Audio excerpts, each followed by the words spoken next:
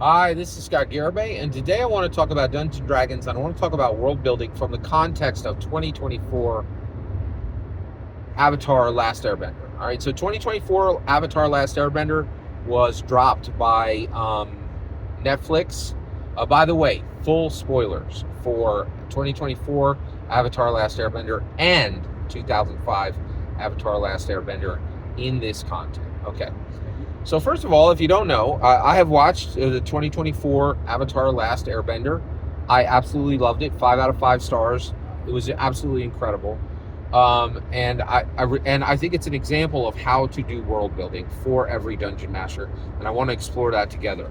But also, I do also want to say, 2024 Avatar Last Airbender has fully surpassed 2005 Avatar Last Airbender.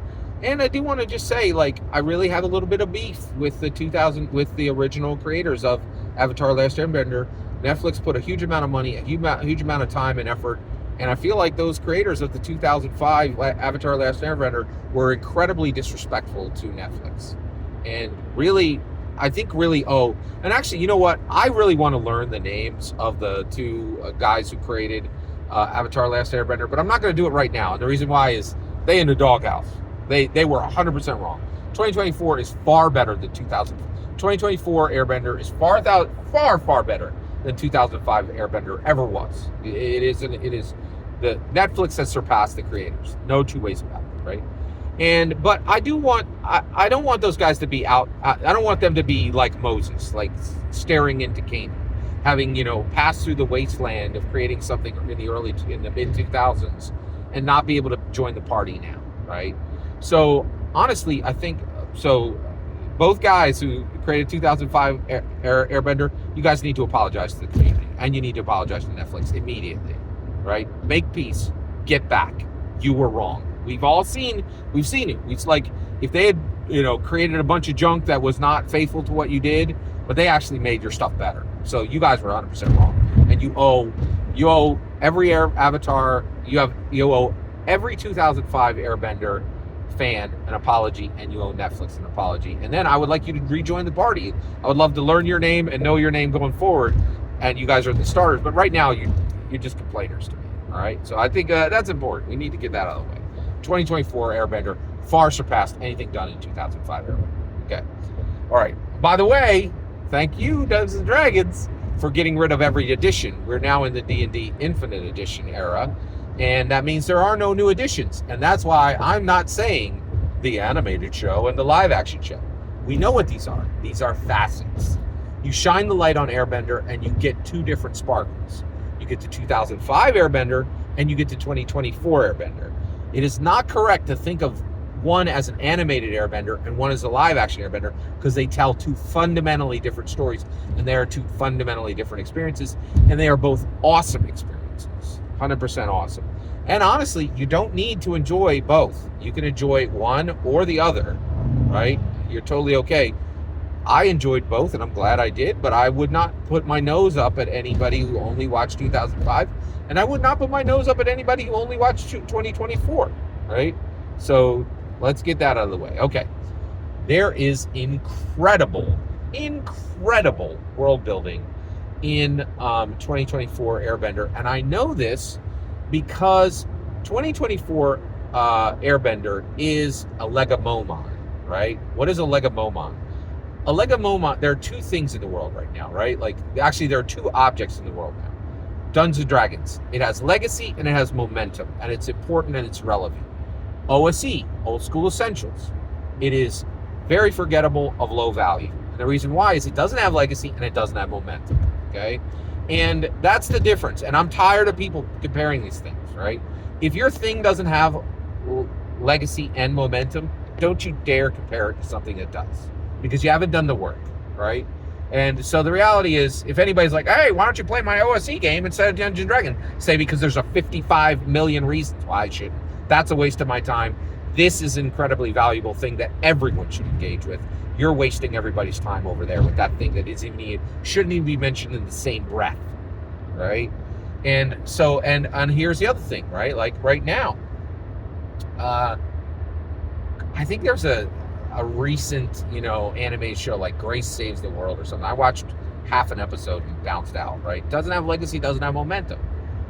Avatar Last Airbender has an animated show. It has legacy and has momentum. It's important. I'm talking about this because it's important, okay? So because it's important, Grace Randolph, the best movie reviewer in the world, came and she did an unbelievable spoiler breakdown of 2024 Airbender, right? Fantastic. And when I was done watching her spoiler review, I understood the world of 2020 of Airbender 2005 and 2024 better than I've ever understood before. And this is the surround sound experience, right? This is where we reach a point where, and it's important, this is important, right? I have been enjoying commentary for Airbender, for 2024 Airbender. I've been enjoying fantastic, brilliant commentary for months before it arrived. I binged the entire thing in a single day with one other friend, right? And then when I was through with it, right, I then immediately watched my favorite reviewers, Dan Morrell and Grace Randolph, and I'm gonna go watch Jeremy Johns, and I'm gonna watch 10, maybe 20 other spoiler reviews for this thing, and I'll understand that world even better. But Grace's was unbelievable. I understood the element groups better than I had ever understood them. So get this. Grace broke it down. She said, okay, listen, the element groups actually have different government structures. Fire nation, air nomad, water tribe, right? And then fire, and then the earth kingdom, right? So she actually said the world building on this that was established in 2024, actually, some of it was established in 2005, but for me, I think it was established better in 2024, and more clearly, right? It really is incredible what was accomplished with this. It is absolutely shocking what was able to be accomplished with 2024 Airbender. So we get there, and so let's get all the way there, right? So first of all, government, then color. All of these, each one of the element groups has a color, okay? Fire, red; water, blue; air, orange. Okay, that one's not obvious, like, could be clear, right? And then finally, you have the earth is green, right? Then, in addition to that, each of them have their bending, fire bending, air bending. Actually, I better establish fire bending, water bending, earth bending, air bending. All right. They have their bending, but then each one of them has a higher form of evolutionary bending that comes from their basic bending, right? Water, the highest form of it is blood bending, okay? Fire, the highest form of it is electricity bending, okay? Earth bending, metal bending. Earth bending goes to metal bending. Air bending goes to astral projection, right? You can go from air bending all the way to astral projection. So there is a higher, more intense form of each bending type. I did not know that. I knew that blood bending existed, and I knew metal bending existed, but I didn't know that electricity was the higher form of, and that astral projection was the highest form of air bending. That's incredible. It's extremely well done. Then, in addition to that, each bender, right, a typical bender of each of these different groups gets even more powerful with one specific event, with an event, right? And I did not know this, right? So one, Sozin's Comet was an event. When Sozin's Comet returns, the firebenders all get more powerful. The waterbenders get more powerful every full moon, okay? Earthbenders get more powerful during an earthquake, which is incredibly non-convenient. That's not super convenient. You don't know when it's going to come. There's a bunch of chaos when it happens. Is that really time you want to be bending? Blah, blah, blah, right? So, and then finally, a powerful increase in bending power happens for a typical Airbender when they achieve higher inner peace. That's incredible. I did not know that, right? Now, first of all, that is phenomenal world building, right? Giving people information about your magic system, right? At the governmental level, at the frequency power level, at the power level, and at the evolution level, right? That is phenomenal world building, right? And so if you're going to, first of all, you don't have to create your own Dungeons & Dragons world. There's lots of ones that are available. But Gary set it into place, right? And he gave everybody the chance to build their own world, right? And it's really important. And this is a big deal. Like when I was 12 years old, I started on Thracion. I've built my own Dungeons & Dragons world. Thracion is my Dungeons & Dragons world.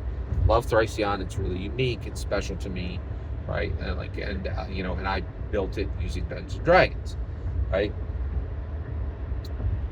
But the reality is, the thing is, your world needs to be exactly like 2024 Netflix's Airbender. It has to have something unique, and then that thing has to be fully built out, fully detailed, and fully understood by you on at least 4 axes. At least 4 axes. That is incredible. That is sound world building, right? And it's shown to us in this incredible new intellectual property, right? 2024 Airbender. Netflix surpasses the creators. Quite unique, but very much like Dungeons & Dragons. Dungeons & Dragons has a lost, surpassed creator, right? Which is Gary Gygax.